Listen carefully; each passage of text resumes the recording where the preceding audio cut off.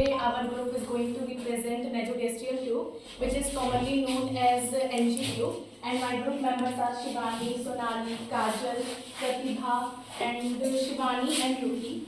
And I will going to explain introduction, definition, and anatomy of nasogastric tube. So first of all start होता है introduction से. So introduction देखेंगे नेसोगेस्ट्रियल tube का. So introduction में आता है जो नेसोगेस्ट्रियल है, नेसो से आया है एन और गैस्ट्रिक से आया है जी, तो इसे हम एनजी ट्यूब भी कहते हैं, नेसोगेस्ट्रिक ट्यूब को.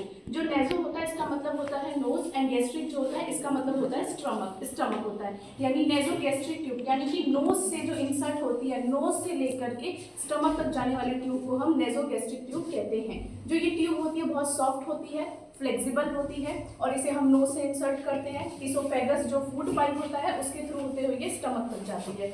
इसका जो यूज़ होता है शॉर्ट टर्म फीडिंग करानी होती है, मतलब कुछ टाइम के लिए अगर किसी को खाना खिलाना है उसके लिए, या कुछ मेडिसिन एडमिनिस्ट्रेशन करनी है, कुछ दवाइयाँ जो देनी होती हैं, या फिर गैस्ट्रिक डिकम्प्रेशन करना है, यानी कि स्टमक में बहुत ज़्यादा प्रेशर क्रिएट हो जाता है, फ्लूइड है या एयर है, तो इस वजह से तो लो प्रेशर करने के लिए उसको निकाला जाता है, सक्शन किया जाता है. तो इसमें भी हम एनजी ट्यूब का यूज़ कर सकते हैं, या फिर गैस्ट्रिक एस्पिरेशन के लिए भी इसका यूज़ कर सकते हैं, गैस्ट्रिक लवाज कर सकते हैं. जो most of the NG tubes होती है वो बनी हुई होती है सिलिकॉन की, और मोस्ट ऑफ जो होती है वो प्लास्टिक पीवीसी की बनी होती है, यानी कि पॉलीविनाइल क्लोराइड की.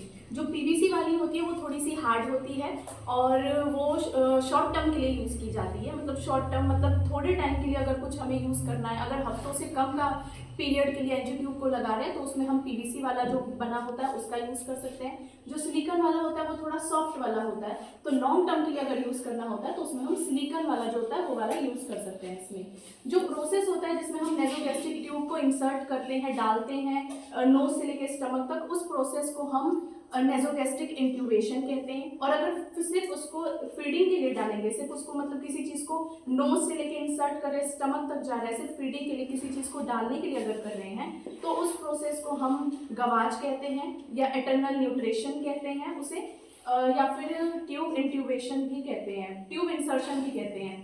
और अगर हम इसमें सक्शन कर रहे हैं, मतलब किसी चीज़ को स्टमक से निकाल रहे हैं नेसोगैस्ट्रिक ट्यूब के थ्रू से, तो इसको हम लोग गैस्ट्रिक लवाज कहेंगे या फिर गैस्ट्रिक सक्शन कहते हैं. तो यहाँ पे बेसिक इंट्रोडक्शन कंप्लीट होता है. अब आता है डेफिनेशन पे. तो डेफिनेशन भी यही होगी कि नेसोगैस्ट्रिक ट्यूब जो होता है ये एक सॉफ्ट ट्यूब होता है, फ्लेक्सिबल होगा. इसका इंसर्शन करेंगे नोज के थ्रू से, इसोफेगस के थ्रू से जाएगा ये स्टमक में. इसका जो काम होता है वो होता है शॉर्ट टर्म फीडिंग कराना होगा, या मेडिसिन का एडमिनिस्ट्रेशन करना होगा. वही स्टमक को अगर डिकम्प्रेशन करना है, एस्पिरेशन करना है, या फिर गैस्ट्रिक लवाज करना होगा, स्टमक का कोई कंटेंट बाहर निकालना होगा, तो उसके लिए हम इसका यूज़ कर सकते हैं. अब इसकी लेंथ की बात करेंगे, नेसोगैस्ट्रिक लेंथ की, तो ये अलग अलग लेंथ की आती है, सबके एज के अकॉर्डिंग आती है. तो अगर हम लोग देखेंगे न्यूनेट्स में या इन्फेंट्स में, तो उसमें जो नेसोगैस्ट्रिक ट्यूब आता है उसका लेंथ होता है 30 to 50 सेंटीमीटर तक का होता है. और अगर देखेंगे चिल्ड्रेन में तो उनमें 50 से 90 सेंटीमीटर तक का होता है, और जो अडल्ट होते हैं उसमें 90 से लेके 125 सेंटीमीटर का होता है. अगर इसके कलर कोड की बात करेंगे तो अलग अलग कलर कोड आता है. तो इसके कलर कोड को याद रखने का एक निमोनिक्स है जिससे याद रख सकते हैं, जिसमें होता है LBW and GORY. L for होगा लाइट ब्लू जो कि 8 फ्रेंच का होता है, एंड B फॉर होगा ब्लैक, एंड W फॉर होगा वाइट. ये जो ब्लैक वाला होगा इसमें होता है 10 फ्रेंच का, और जो वाइट वाला होता है ये होगा 12 फ्रेंच का. इस तीनों का यूज़ हम पीडियाट्रिक्स के लिए करते हैं. सिर्फ पीडियाट्रिक्स के लिए ही करेंगे, अडल्ट में नहीं करेंगे. मतलब पीडियाट्रिक्स मतलब जो छोटे बच्चे होते हैं उसमें इस नेसोगैस्ट्रियल ट्यूब का यूज़ कर सकते हैं. फिर उसके बाद में आता है जी फॉर स्टैंड करेगा ग्रीन के लिए, जो कि 14 फ्रेंच का आता है. और ये 14 फ्रेंच वाला जो होगा ये स्पेशली हम लोग अडल्ट में यूज़ करेंगे, सिर्फ फीडिंग के लिए, ओनली फीडिंग के लिए. इससे कोई गैस्ट्रिक लवाज नहीं करना होगा. मतलब कि फीडिंग के लिए सिर्फ किसी चीज़ को इंसर्ट करना है, पाइप के थ्रू से डालना है, किसी खाने को देना है या मेडिकेशन देना होगा, तो उस टाइम पे करेंगे सिर्फ हम लोग ग्रीन वाले का यूज़ अडल्ट में. और फिर उसके बाद आता है ऑरेंज कलर का, येलो कलर का एंड रेड कलर का. इस तीनों का यूज़ जो है हम लोग अडल्ट में करेंगे सिर्फ गैस्ट्रिक लवाज के लिए या सक्शन के लिए, यानी कि स्टमक से कोई कंटेंट बाहर निकालना हो जाता है, तो उसमें सिर्फ हम ऑरेंज कलर का, रेड कलर का एंड येलो कलर के नेसोगैस्ट्रिक ट्यूब का ही यूज़ करते हैं. अब इसके पार्ट्स की तरफ से देखेंगे तो नेसोगैस्ट्रिक के ट्यूब को देखेंगे तो ये प्रॉपरली नेसोगैस्ट्रिक ट्यूब नहीं है। नेसोगैस्ट्रिक ट्यूब को हम राइस ट्यूब भी कॉमनली बोलते हैं, उसमें लिखा रहता है, तो ये नहीं है, बट इस टाइप का ही कुछ होता है। इसमें मैं बता देती हूँ क्या क्या पार्ट्स होते हैं। सो जो स्टार्टिंग वाला पार्ट होता है इसे प्रॉक्सिमल एंड बोलते हैं, जो कि बाहर रहता है, बाहर ये पार्ट रहेगा।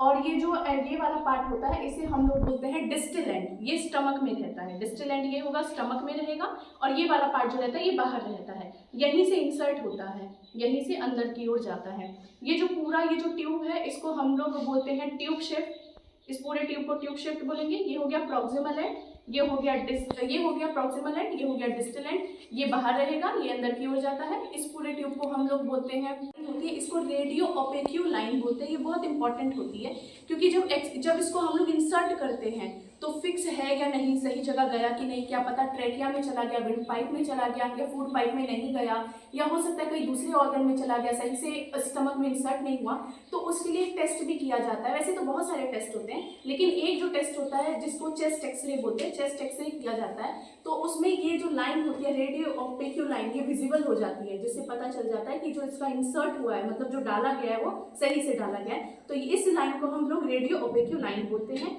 और यहाँ पे ये साइड होल होता है, साइड होल होता है। अगर हम लोग फिटिंग कराते हैं तो अगर ये तो हम लोग का प्रॉक्सिमल एंड था, यहाँ से कुछ भी डालेंगे तो जो फिटिंग होगा ये एक्चुअल में बंद रहता है, बट ये दूसरा वाला है राइट ट्यूब में बंद रहेगा, और यहाँ से कोई भी चीज़ होगी बाहर निकलती है, इस एंड से नहीं निकलती। यहाँ पे छेद जो रहेगा होल रहेगा, यहाँ से कुछ भी फिटिंग करा दे, कुछ डाल दे तो निकलेगा, या स्टमक से कुछ चीज़ को बाहर निकाल दे तो भी इस ट्यूब से निकलेगा वो और बाहर की ओर आता है। तो यहाँ तक इसका पार्ट होता है। प्रॉक्सिमल एंड होगा, डिस्टल एंड होगा, ये पूरा ट्यूब शेप्ड होगा, यहाँ पे मेजरिंग लेंथ हो सकती है, और ये जो लाइन होती है ये ग्रीन कलर की लाइन जो एक्सरे में विजिबल होगी, इसे रेडियो ओपेक्यू लाइन बोलेंगे।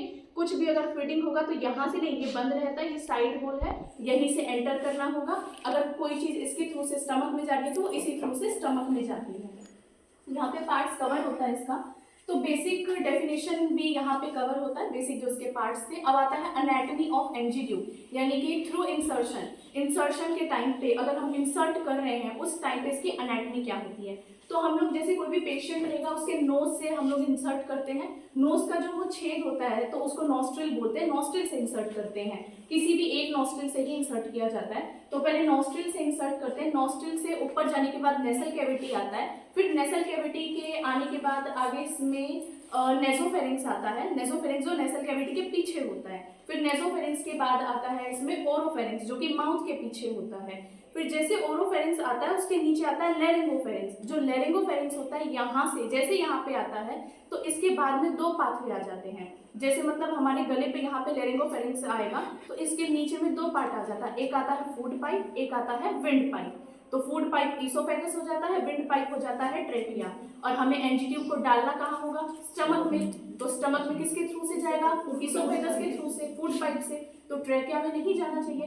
तो इस टाइम पे जो लेरिंगोफेरेंक्स में आता है तो इस टाइम पे हम लोग पेशेंट को बोलेंगे थोड़ा सा पानी निकलने के लिए, अब उसको थोड़ा सा पेशेंट को बोल सकते हैं कि थोड़ा सा पानी स्वेलो करने के लिए, निकलने के लिए। इस टाइम पे ये होगा अगर वो कुछ भी पानी निकलेगा या कुछ भी चीज़ को स्वेलो भी करता है खाली, तो एपिग्लॉटिस होता है जो कि कवर करने के काम पे आता है, लीफ शेप का ही होता है, कार्टिलेज का बना होता है, जो कि क्या करेगा ट्रेकिया को कवर कर देगा, और जिसके वजह से अगर कुछ वो निकलेगा तो ट्रेकिया कवर हो जाएगा, और जो हम इंसर्ट कर रहे हैं वो डायरेक्ट ईसोफेगस में आगे बढ़ जाएगा, ट्रेकिया में नहीं घुसेगा, लेरिंगोफेरेंक्स से डायरेक्ट कहाँ चला जाएगा, ईसोफेगस में, और ईसोफेगस के थ्रू से वो फिर आता है LES में, जो मतलब स्टमक का और ईसोफेगस जो उसका जंक्शन होता है, छोटा सा पॉइंट होता है जिसे हम LES कहते हैं, यानी कि ये होता है lower sphincter oesophagus, lower oesophagus sphincter होता है, इसमें एंटर करेगा फिर यहाँ से स्टमक में आ जाता है। तो यही इसकी एनाटॉमी है, इसी थ्रू से ये होता है। आई होप आप लोग को समझ आया होगा। Now the next part is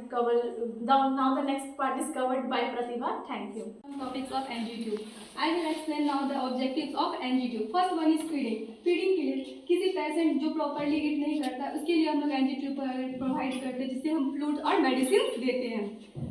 medicine for medicine administration, किसी पेशेंट को डायरेक्टली हम लोग क्या करते हैं मेडिसिन देने के लिए भी हम स्टोमक में मेडिसिन देने के लिए एनजी ट्यूब का प्रेफर करते हैं।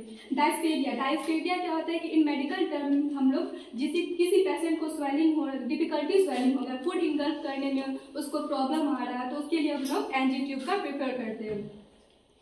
किसी सर्जरी के द्वारा आफ्टर सर्जरी हम लोग क्या करते हैं, एनजी ट्यूब भी प्रेफर करते हैं, उसको वॉमिटिंग या नाइजा ना हो।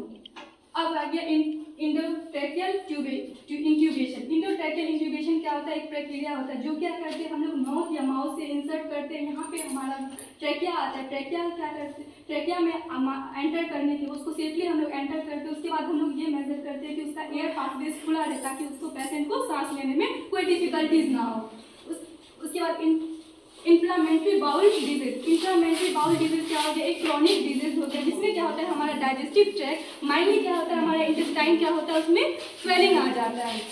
गैस्ट्रोप्रोसेस एक कंडीशन है, इसमें क्या होता है कि भोजन का देर से खाली होने की वजह से भी हम लोग एनजी ट्यूब का इस्तेमाल करते हैं। अब इंडिकेशन तो हम लोग एनजी ट्यूब प्रोवाइड नहीं करेंगे। तो फर्स्ट ऑफ ऑल अगर किसी पेशेंट को सीवियर फेशियल्स हो जाए या फिर फेशियल ट्रॉमा हो जाए तो उस केस में भी हम लोग एनजी ट्यूब प्रीफर नहीं करेंगे। इससे क्या होता है कि इसके पैसेज में हम लोग रॉन्ग पैसेज में ये एंटर हो सकते हैं जिससे पेशेंट को अनसेफ हो जाए या फिर डिफिकल्टीज हो जाते हैं। उसके बाद हमारा आ गया किसी पेशेंट को अगर स्कल फ्रैक्चर प्रॉब्लम हो तो इस केस में भी हम लोग एनजी ट्यूब प्रोवाइड नहीं करें। इससे क्या होता है कि ब्रेन में इंसर्ट हो सकते हैं और पेशेंट को क्राउच इंजरी भी हो सकते हैं। उसके बाद आ गया कि इसोफेगल ऑब्स्ट्रक्शन। इसोफेगल ऑब्स्ट्रक्शन के दौरान भी हम लोग एनजी ट्यूब प्रेफर नहीं करते। इससे क्या होता है कि पेशेंट का क्या होता है कि पैसेज रॉन्ग पैसेज में जाके परफोरेशन होता है। परफोरेशन का मतलब हो गया कि होल हो जाना या फिर इंटेस्टाइन में होल हो जाना या फिर एब्डोमेन में होल हो जाना। इस केस में भी हम लोग एनजी ट्यूब प्रोवाइड नहीं करेंगे। उसके बाद इसोफेगल वर्साइज। इसोफेगल वर्साइज में क्या होता है कि स्वास्थ्य भोजन नली में क्या होता है कि सूजन आने के कारण हम लोग नहीं देते। इससे क्या होता है कि पेशेंट को सीवियर ब्लीडिंग भी हो सकती है। अगर किसी पेशेंट को एक्टिव सीवियर ब्लीडिंग हो रहा है तो उस केस में भी हम लोग एनजी ट्यूब प्रीफर नहीं करेंगे। इससे क्या हो सकता है पेशेंट को अनसेफ फील हो सकते हैं, इस वजह से हम लोग नहीं प्रोवाइड करते। अगर इन केस सपोज क्या किसी पेशेंट ने एसिड या अल्कोहल एसिड इंटेक कर लिया तो उस केस में हम लोग एनजी ट्यूब प्रेफर नहीं करेंगे क्योंकि ये सेफली नहीं होता है। तो ऑब्जेक्टिव मैंने इंडिकेशन में आप लोग को बता दिया कि किस तरीके से कब इंसर्ट करना होता है। तो अब हम ऑब्जेक्टिव इसका मेन बताते हैं कि किस फॉर फीडिंग पर्पस, न्यूट्रिशन देने के लिए या फिर किसी फ्लूइड देने के लिए हम लोग क्या करते हैं पेशेंट को एनजी ट्यूब लगाते हैं। इसका ये पर्पस हो गया। ड्रग एडमिनिस्ट्रेशन के लिए भी देते हैं। और गैस्ट्रिक लेवास क्या हो गया कि पेशेंट जब मेडिसिन का ओवरडोज ले ले या फिर पॉइजन इंटेक कर ले तो उस केस पे हम लोग डॉक्टर से कंसल्ट करके क्या करते हैं गैस्ट्रिक लेवास करते हैं। गैस्ट्रिक लेवास के लिए भी हमको एक पोजीशन मेंटेन करना पड़ेगा। Left lateral size position maintain करेंगे जो लो फॉलोड पोजीशन होता है 15 to 20 डिग्री में। उसके बाद डायग्नोस्टिक्स पर्पस के लिए भी हम लोग क्या करेंगे इसका यूज करेंगे। स्टोमक कंटेंट को क्या करेंगे हम लोग कलेक्ट करके लेबोरेटरी टेस्ट में भेजेंगे। इससे देखेंगे पेशेंट को कोई सीवियर इन्फेक्शन तो नहीं हो रही है। ड्रेनेज सर्जरी के दौरान गैस्ट्रिक कंटेंट को हम लोग क्या करते हैं as a secretion gastric drain के थ्रू हम लोग एनजी ट्यूब का प्रेफर करते हैं। तो now the topic will end now next topic will cover by Shiva. Feeding करा रहे, सक्शन नहीं करा रहे, मतलब स्टमक से कोई कंटेंट को बाहर नहीं निकाल रहे, इसके अंदर डाल रहे हैं।